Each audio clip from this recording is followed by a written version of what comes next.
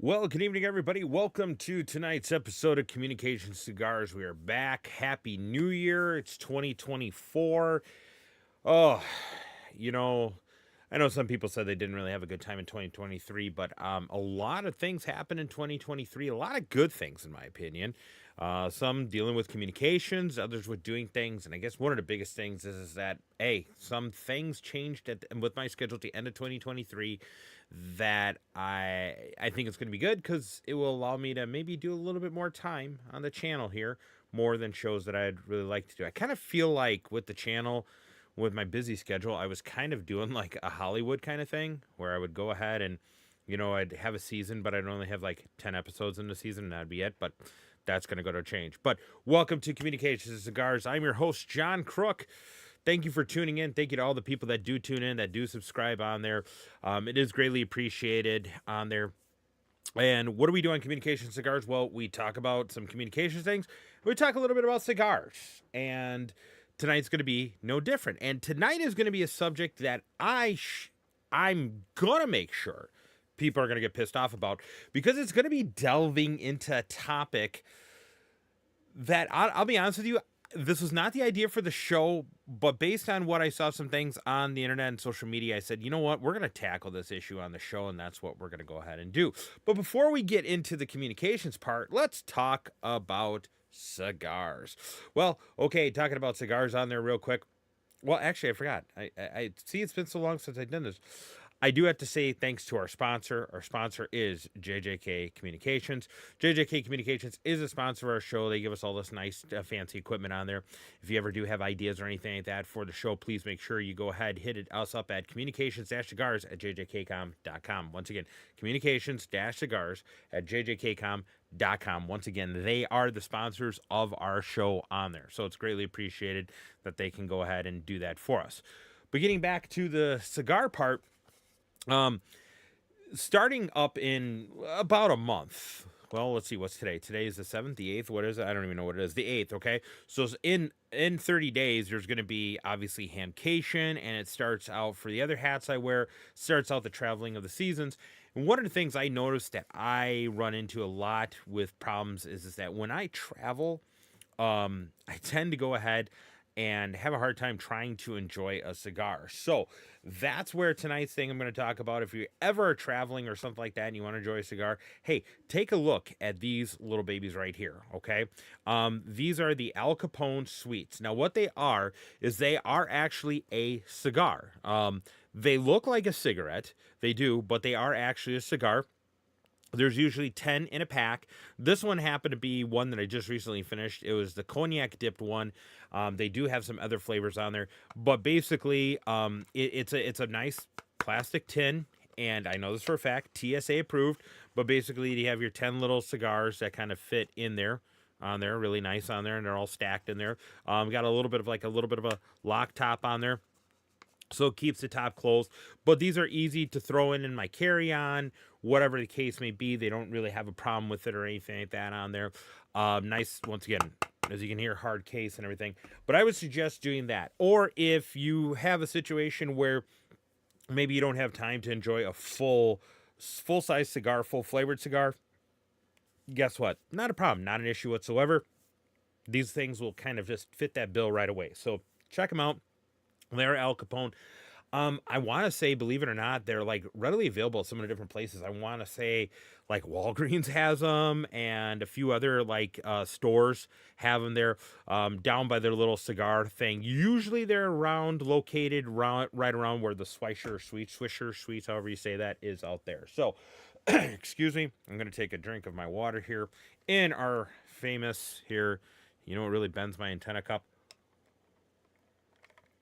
on there. And of course, on the other side, for people that know, it's like, did you read the manual? And then for all of our people on the bottom, RTFM.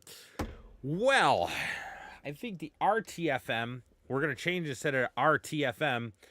We're going to call it RTFR. Read the rules. And we're going to dive into talking about this issue here. So let me start out and go ahead and start out by first of all saying how this came about. How did this topic come about? So here's what happened. So I was sitting perusing on a weekend off. I kind of had sort of the weekend off. I did some public safety stuff, as people know, but I had the weekend off a little bit. And yesterday morning, Sunday morning, I awoke to a post online that, and I'm not going to say the person's name or anything like that, but basically what they said is they said they were going to this location, okay? And I'm not going to say where or anything like that, but they were going to this location. It was more of a wilderness location. They were going there to do some family activities, is the way I'll put it. And in there, they said, well, basically kind of asking for information on what forms of communication might be ill in this wilderness area, because they don't know if there's going to be cell phone coverage where they're going. Okay, fine. Excuse me. Cell phone coverage has actually gotten pretty good, folks. A lot of people dog the cell networks and stuff, but if you get an actual good cell phone, or one that has an external antenna, which you can still actually get those out there and that kind of thing, blah, blah, blah, blah. But they were saying they were going somewhere. And then they made a comment on there, which was like, okay, they want to have emergency communications in case they need help. Okay, that's fine. But then the final comment, which was like one of the dumbest things I have to say, and I'm sorry if that person happens to follow me, happens to know who I am, happens to do there, it was really stupid. I'm sorry, that's the only way I could put it, of what was said or what was asked. And what was said, what was asked in this case is that they were saying, does anybody know the federal forest frequencies in that area in case I need to call for help? And I was like, what the hell did I just read? So in essence, they were saying, hey, here's the deal. I'm going to this location. It's in the wilderness. I'm worried I'm not going to have cell phone coverage. Okay, fine. I got you there. Wondering maybe about any amateur frequencies and stuff. I'm an amateur radio operator. Okay, fine. Not a problem. But then they let out that stupid comment. But in case I need an emergency, is there any of the known frequencies there? Or does anybody know the federal force frequencies? And my reply was, that's very illegal and illogical kind of things on there. That's stupid. And basically, the justification for this person to say that was that, oh, I'm an amateur radio operator. When I have an emergency or I'm in an emergency situation, I can use whatever communication means or whatever frequencies that I have access to call for help. And I'm going to put this nice way. BS, folks. That is BS. So I went along and I went on, I guess one could say, a rant on there. But I prefaced it with a rant, my post saying on a rant on there. And basically, that's wrong. That's wrong thinking. And this isn't just me saying it's wrong. This isn't John saying that's wrong. No, it's kind of the FCC rules that say it's wrong. But once again, it's this interpretation of the FCC rules. We talked about this in an episode, one of our more viewed episodes actually on our channel, back when we talked about Part 90, Part 95, Part 97 radios and modification of radios and what can be used on Part 95, what can't be, and this and this and this and this, right? Okay, that's kind of where this comes from. So Part 97 really tells us and says, okay, you're an amateur radio operator. Congratulations. You took the time to take the test. Now you paid the fee because it's $35 fee now. But us having an amateur radio license doesn't mean that we can go ahead and talk on whatever frequency we want. It does not. And especially in an emergency situation.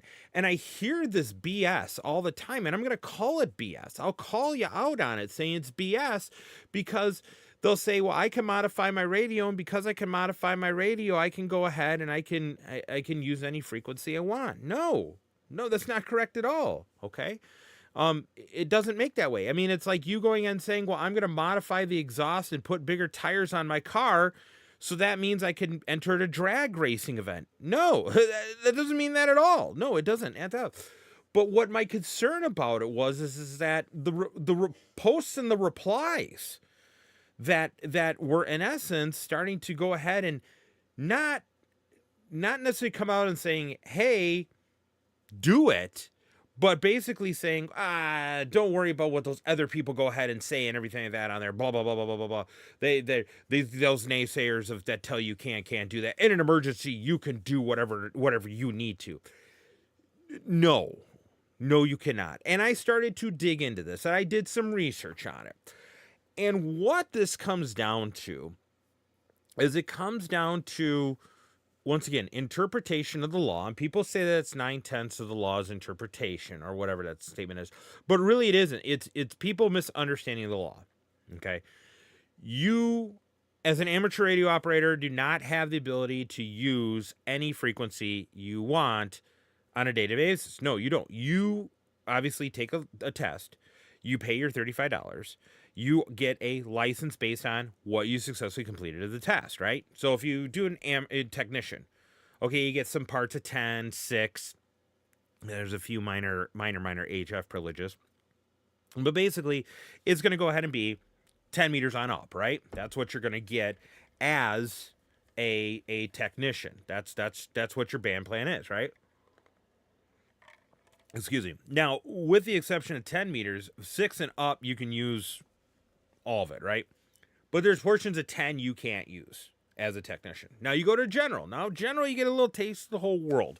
As a matter of fact, I have a book over here, and I'm going to pull this up here. I do it. It's my little handy-dandy reference. And I have it because I came up with this because I'm anal about things. But more importantly, I wanted to be able to go ahead and know what frequencies I can and can't talk on back when I had a general class license. I mean, I'm an extra now, so I kind of know what it is. But what I did is I color coded it all. So it's like I know this is the extra section, this is advanced section. Extra and advanced was the same thing. General is green. And it could be used for all license classes, and then all plus technician. So I made that little thing, right? Okay. But I'm going to reference this in a little bit here. So with that being said, I went along and I started to read it. So what it is really boils down to, and I'm going to go to, as I just dropped my book, Jesus. And what I'm going to do is I'm going to try to pull it up here and see if I can, but I can't. And what I'll do is I will actually go ahead and I'll type it on here. So Part 97 covers, once again, our amateur stuff. If you start out with Title 47, Chapter 1, Subchapter D, Part 97, in particular, Subpart E, providing emergency communications. That's where we're gonna dive into this topic here. And what it says starts out with 97.401, operation during a disaster. So this starts out with using what they call the Alaska emergency frequency, and that's 5.1675 megahertz. And it says a station in or within 92.6 kilometers. And you know what I'm going to do? Hang on, let me try to make this a full window here. I'm going to try to bring this up here. So just give me a second here, folks. Sorry, technology, right? Let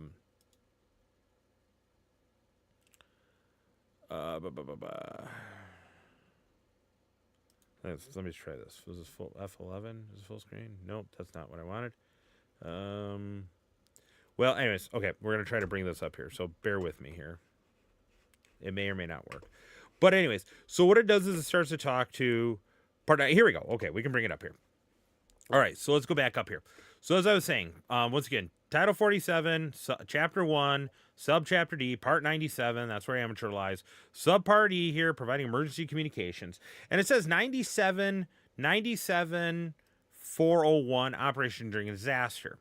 Now, this is a disaster, not an emergency, but a disaster. Stationed within 92.6 kilometers or 50 nautical miles of Alaska may transmit emissions J3E and R3E on the channel at 5.167 megahertz. Assigned frequency of this, because remember, there's an offset, okay? For emergency communications, the channel must be shared with the station licensed in Alaska Private Fixed Service. The transfer power must not exceed 150 watts PEP. A station in or within 92.6 kilometers of Alaska may transmit communications for tests and training drills necessary to ensure establishment, operation, and maintenance of emergency communication systems. Okay? So this is saying during a disaster, during an emergency, you can transmit on this frequency. Doesn't say anything about license class in this case. This says when it's a disaster or emergency communications. Okay. Now, not a lot of people have a problem with that. Where we get into the problem, or where we get into this weird interpretation, is 97.403, safety of life and protection of property. Now, I'm going to read this through, and then I'm going to highlight the points I'm really stressing on. No provision of these rules prevents the use by an amateur station of any means of radio communication at its disposal to provide essential communication needs in connection with the immediate safety of human life and immediate protection of property when normal communication systems are not available. The way people read that, which is wrong, is I can use whatever frequency I want. I can hop on the local police channel. I could hop on the federal forest channel. I could hop on the FBI channel. Folks, I'm going to tell you it's bullshit. That's not the case at all. What this says is no provision of these rules, Part 97 rules, okay, prevents the use of an amateur. So prevents the use by an amateur station. Doesn't say public safety, doesn't say marine, doesn't say GMRS. This is talking about amateur radio operators using Part 97 license rules, okay, of any means of radio communications at its disposal to provide essential communication needs in connection with the immediate safety of human life and there. Okay, so we're talking about the loss of life. So it's like it's medical. If you have a medical situation, okay, and you can't use other means, which is a good rule of thumb, but it's not the only thing. So means that if you need to call for help on a radio, and it's like human life here, or the immediate protection of property, like someone is getting robbed, okay? That's immediate protection, okay? Someone coming onto your property because they're trying to go ahead and talk to you about God or sell vacuums to you, that's not an immediate protection of property, okay? So that's where this looseness on what we can't, how we can and can't do it. But let's go back to it. Once again, no provision of these rules prevents an amateur station. So rules are the Part 97 rules, alrighty? Now let's talk about this next part here. Part 97-405 station distress. No provision of these rules prevents the use by an amateur station in distress of any means at its disposal to attract attention, make known its condition and location, and obtain assistance. Part B of 97.405. No provision of these rules prevent the use of a station in exceptional circumstance described in paragraph A, the paragraph above it, of this section of any means of radio communication at its disposal to assist a station in distress. What does that all mean? Okay? And here is what that all means, folks. It doesn't mean that we get to, once again, modify our radios to talk on public safety, federal government, federal forest, FBI, CIA, secret agent, James Bond, 007, the man from Uncle. No, it doesn't allow you to do that. What this is getting at is that you, in this case, have the ability to use your radio outside of your license class. If you are, let me put it this way. Think of this example I use. You're a technician class license holder, right? You have partial privileges on 10. You don't have the whole thing on 10. What you have here as a technician on 10, see, I'm going back to there. Okay, on 10 meters, okay, you have 28.3 to 28.5, okay? for technician, for all the Tech Plus and stuff like that. Then you have 28.5 to 29.7, right? So you're restricted to a degree on 10 meters. Okay, you don't have the whole portion of it. But you have an HF radio, because that's how you're going to get 10 meters, right? If you have an HF radio, right, the whole HF radios do 160 all the way up, usually through 6 meters, right? So what this means is that all of a sudden you need help. You have a medical emergency. Someone else is having a medical emergency, okay? If you have, this is your only means, amateur radio, then you can go ahead and you can now use that radio on frequencies that you are not normally licensed to. Doesn't mean you can start clipping diodes and resistors and all that stuff in your radio, modifying the radio and talking on anything like that whatsoever. No, it doesn't. What that means is that, hey, if you know your buddy Bill is across town and he's on 80 meters and you need to get help in the situation of the immediate safety of human life and immediate protection of property when normal communication systems aren't available. So normal communication systems, we're going to tap on that in a minute too. That means that now you could go to 80 meters and you could say, hi, this is blah, blah, blah, blah, blah. I have a medical emergency. I need assistance. Can you provide assistance? Yeah, they can. They will, right? People hop on, right? They'll do that. That's when you can do that. Once again, it doesn't mean you hop on anything outside of your Part 97. Doesn't mean you can go use Part 90 frequencies. No, because we're Part 97 amateurs. This is, once again, no provision of these rules. These rules is Part 97. And I want to stress this because there's a couple different reasons why, and I'll get to that in a minute, but let's go back to that thing where I said normal communication systems. What's normal communication systems? That's your cell phones. That's using maybe the 2 meter repeater, the 70 centimeter repeater, the 900 megahertz repeater, the 220, the 120 repeater that your licensed class, in this case, example, the technician, is licensed for, is able to use, okay? Okay, that's the normal communication systems, your day-to-day stuff on there, okay? That's what it is. Now, with that being said, you got to take a look and define this, because we've seen stories, and I know other YouTubers I know, they post stories about how someone used amateur radio to call for help. Great, grand, that's fine. But they used amateur radio to call for help. They used their license class, their frequencies that they can use. They didn't go off the reservation, as the old saying used to go, or they didn't go, freelancing and stuff like that on there. Why is this important? Well, it's important for a couple things. One, and I think foremost, one of the things, and it's even a test question in the amateur test, right? It's even a test question saying, hey, it's to promote goodwill, international, friendship and everything like that. A lot of hams get a bad rep. And you know why hams get a bad rep? I'm going to tell you why hams get a bad rep. Hams get a bad rep largely based on the fact that we have people that really kind of screw it up for us, guys and gals. They really do. They really do. They go along and they'll turn around and they'll be like, hey, here's the deal. Whatever the case may be, I can do this. I can do this.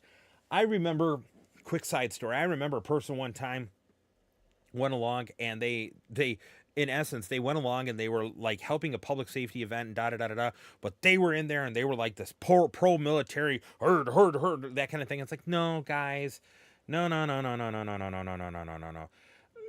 Because here's what happens. In those cases and situations, you make amateur radio operators look bad. You make us look like we're this paramilitary organization, stuff like that. We know better. I've seen them say, oh, you should be better. And this, no, that doesn't work. It's not good, right? It's not good in any way, shape, or form. So that's why you don't really want to go ahead and go down this path. Plus also too is that, especially in this day and age, when Aries Races is a big thing, working with strategic partnerships are a big thing and everything like that, you don't need to take, and it's like a credit card, right? You go along and you have meetings with emergency managers and town officials and boards and everything stuff like this. And you're like, hey, we're going to do this and we could do this. And then finally they say, okay, yeah, we'll use you. We'll do this. We'll do this. We'll do this. We'll do this and everything. And then all of a sudden you have one person who's a ham, maybe not even a club, maybe not even a city, but maybe down the road or whatever, they're going to turn around and they're going to do some asinine thing, is really the only way to put this as.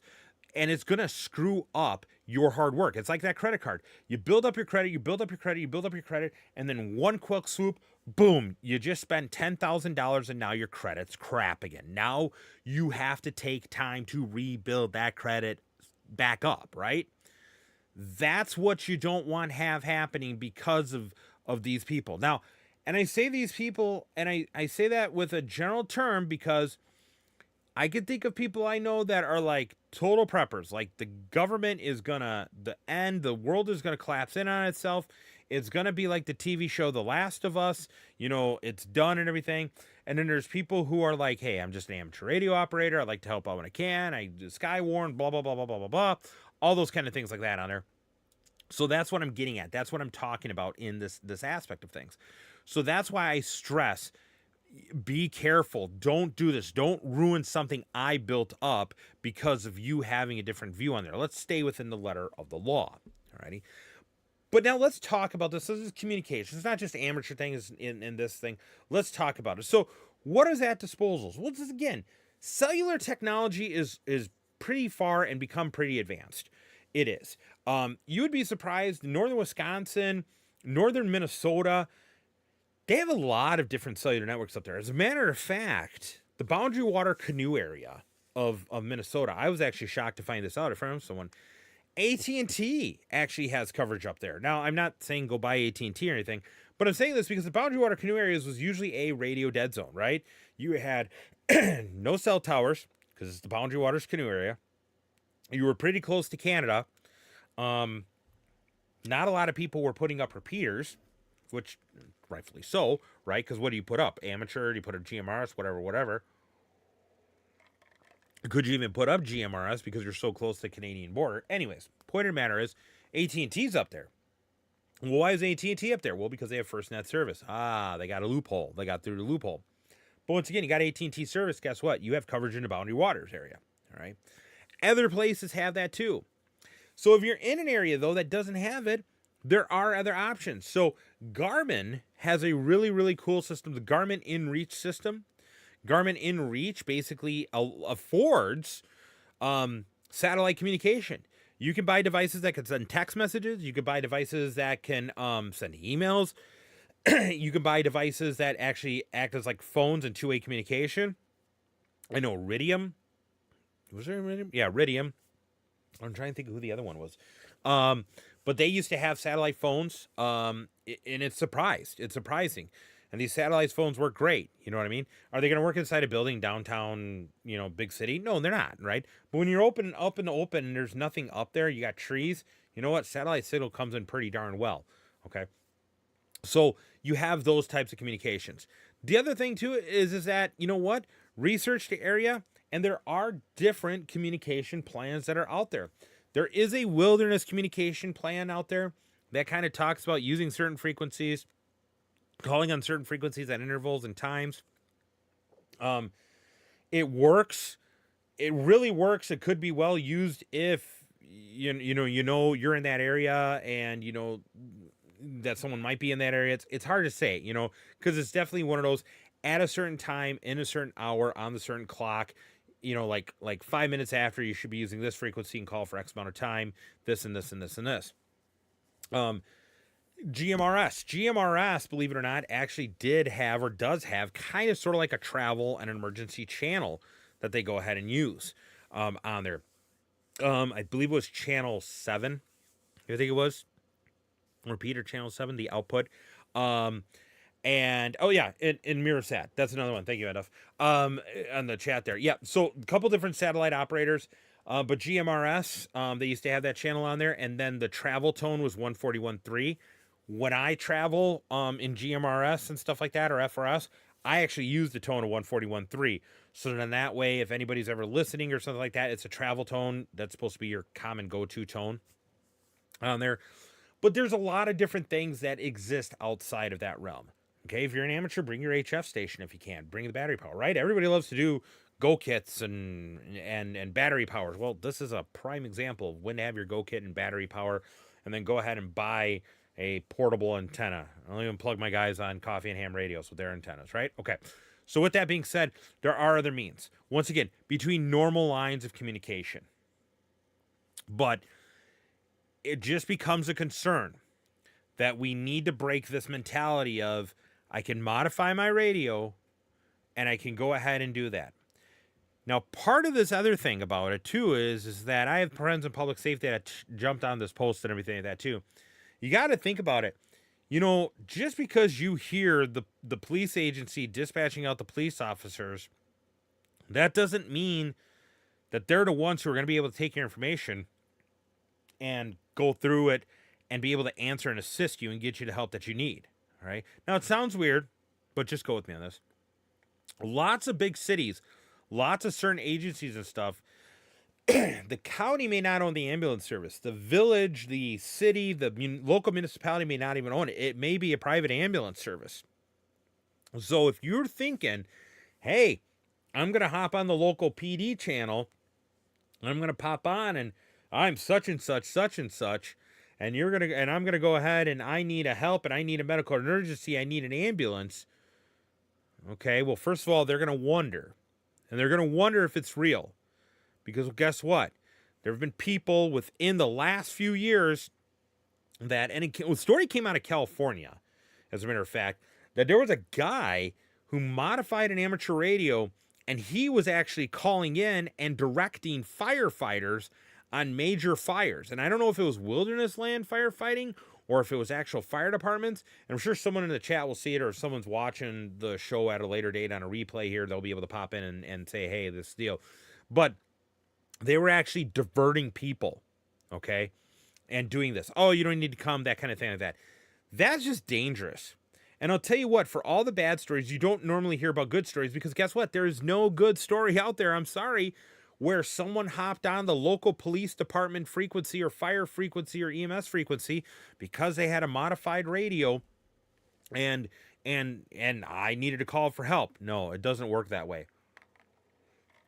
It really doesn't. And I'm sorry, if you think it does, that's not going to go ahead and happen because I guarantee you they're going to get through this emergency and then people are going to be knocking on your door. Law enforcement's going to be going there because if they hear you have that channel, then they're going to go ahead and figure out how the hell you have that channel and why you're going ahead and using that channel. So, guys, don't ruin it. Guys and gals, don't ruin it. Get this idea, this prepper, I can use whatever I want. And I say it's a prepper because I hear a lot of the preppers saying that. I can use whatever I want when it's an emergency. No, you really can't. You really can't. And I hate to say it that way, but you really can't. But I've been blabbering on along about this. Now let's get to that show, or part of the show, where, you know what really bends my antenna?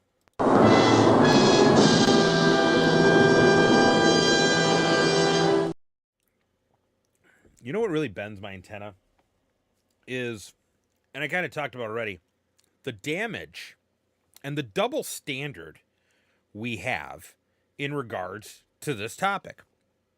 So some amateurs, not all, but some amateurs feel that once again, if it's an emergency, I can hop on any frequency I want. We beat this horse to death on this episode. I will say that myself even. That's not true. But let's take a look at it from another perspective. Alrighty? So if you think that you can hop on any frequency you want, then I'm going to say this. Why should my police, fire, EMS agency, or anything like that buy any additional radio infrastructure? Let's do this. If you think that as an amateur radio operator, you can modify your radio and hop on my public safety frequencies, I, as a public safety user, want to say then this. I'm going to hop on your frequencies then, and I'm going to use them when we, quote unquote, have an emergency. Now, wait a minute. How's that work? Okay, so here's what it is, and let's do it this way. So could we all agree that when someone calls 911, it's probably an emergency? Yes. Can we agree that if someone calls 911 and says, hey, I need police, fire, EMS for something, it's probably an emergency? Yes. So does that mean that they contact police, fire, and EMS and then they respond with lights and sirens because it's an emergency? Yes. Okay, well, guess what? If we're going to have that thinking of you and your emergency, you can use my channels, then let's turn the table. And me as a public safety official, I'm going to go ahead and use your channel anytime I want to when I'm on a call, because guess what? By calling 911 and getting dispatched from 911, is that human life and safety? Yep. Could that be the imminent danger to personal or protection of property? Yep. Well, that seems to foot the bill for an emergency. So what I'm going to do is I'm going to go ahead and program my radios to hop on the amateur repeaters. And hey, even better yet, the guys that are going ahead and running analog, cool, no problem. My radios are backwards analog compatible. You guys running DMR? Not a problem. We have DMR capabilities. P25 repeaters? Not a problem. We got P25. VHF? Hell yeah. 70 centimeters? Hell yeah. UHF? It's all great. 900? Hey, yeah, awesome, right? I guarantee you, if that happened, there would be a lot of pissed off people. And in return, it's probably going to be some of those people that think that they can hop on the channel of a public safety in times of emergency. It just does not work that way, folks. It doesn't. It really doesn't. And like I said, I can't stress enough to you, because we've been through a lot as a society. And as we've been through a lot as a society, it has been taxing. COVID was taxed. And I'm not getting into I'm not going to get into this political, if the COVID real, wasn't real, that kind of thing, all the kind of things. No, but there's been a hell of a lot that's been going on in the world for the last few years, right? And with that being said, we've kind of started to kind of view things differently and do things differently. We have, okay? But the reason I bring this topic up is because it's going to get someone hurt. It's going to get someone in trouble. Think of the movie, the greatest Christmas movie ever, Die Hard. Yes, Die Hard is the best Christmas movie. I don't care what you say, it is. But what happened in Die Hard? Die Hard, quote unquote, they hopped on CB radios, right? And they hopped on somehow, I don't know, LAPD does not have CB radios. But anyways, in the thing, they hopped on their frequency. They said they were CB radios, but they were UHF radios. But they hopped on LAPD's frequencies, right? Right, okay. Even LAPD was yelling at them, right? You know, I remember the time there, he's calling for help, and she's like, "Sir, you're on an emergency frequency. Do you realize that?" And he says, "Yeah, ladies, I try trying to order an effing pizza," right? Something to those lines, right? Okay. But with that being said, it's not going to work. It can't happen. It doesn't do that. And if anything that history has taught us, anything that this topic has taught us, is that there's been more bad, more evil than good. And I would be honest with you, stay away from that. Stay away from it completely. Okay? If a radio isn't licensed to operate in that band that you want to use, don't modify it. Go buy a radio that can be capable of doing that, as long as you're licensed or have the proper ways to do it. Okay? I can't stress that enough. Because guess what? There's going to come a time where you're going to be faced with this decision. And you got to remember, in the amateur world, in the amateur community, what one ham does echoes out to the whole amateur world, the whole amateur community. And while some have taken the time to build up good relationships, to have these kind of things. I mean, I'm a district emergency coordinator myself. And I work with my ECs in my counties to make sure we have good working relationships, that we have the ability to go ahead and communicate on there. But like I said, the example with the credit card, if we screw up, if we do one thing like I said tonight, what this topic is about, you're going to go ahead and spiral this so far out of control, it's going to hurt you. And it's not going to only hurt you, it's going to hurt me. It's going to hurt the other people on there. Okay? You hardly ever see stories in the, well, I used to say print QST, but that's gone now. But you hardly ever see any stories about how someone was doing good, proper operation. No, what do we see? We see these stories about how someone's got a fine because of interfering with operations, jamming on our own bands. When we got problems on our own bands, how the hell are we not going to cause problems on other bands that we don't even belong on? So that's what tonight's, what really bends my antenna? Whoop, as I bump my microphone here. And I show my little dude on the cup. So with that being said, I want to say thank you for tuning into my show. Like I said, we're back. We're going to be planning for more episodes. We got newer episodes coming out. We're going to be coming into a really cool episode that I've been working on. Actually, since the summer, I gave a little sneak preview. It's going to be talking about duplexers and then kind of tuning duplexers and helping people understand what duplexers are. And kind of we'll dive into diplexers also too. You know, most people are familiar with diplexers, like, dual band antenna, feeding a radio, but the radio has two separate ports, or better yet, like me in my car for my public safety stuff, I run my VHF and UHF radios into the diplexer and go out one dual band antenna. But that's coming from other episodes. We got a lot of cool things coming. And we also are going to be trying to work with some other of our friends that we have on YouTube channels, come in and talk about a few things and kind of go from there. So until then, everybody, hey, if you're getting impacted with snow, I know it's a weird weather year. Lizards are falling out of trees in Florida, I hear. California is getting rain. Dogs and cats are getting along with one another. Wisconsin has no snow, but the eastern United States is buried with it. It's a weird weather situation this year. But stay safe, take care. Oh, and one last thing, talking about cigars. Guess what? I've been kind of asked and sort of asked, if you're going to be going to Orlando Hamcation, maybe we might go ahead and have to do a cigar exchange on during the event, especially on Saturday. Saturday is a big day for me at Orlando Hamcation on there. But if you're going down there, we'll go ahead and maybe do a cigar thing. More details are going to come about that soon. I've also had a few people, hey, where can I get the communications to cigars? You don't really bend my antenna keychain. I've had a few people that have asked me about that. We're checking on that. What we're trying to do is we're trying to find out if, people want, per se, a mug, or if people want something like that, how can we get it? And I'm trying to find a good way that if we do sell stuff, what the money can go for. I don't want it to come into the channel. I don't want it to come into me. I want it to go back into things. So we'll take a look at that. So until then, everybody, 73, stay safe. And if you got cigars, smoke them and enjoy them. Otherwise, you'll have to wait until the spring. So until then, everybody.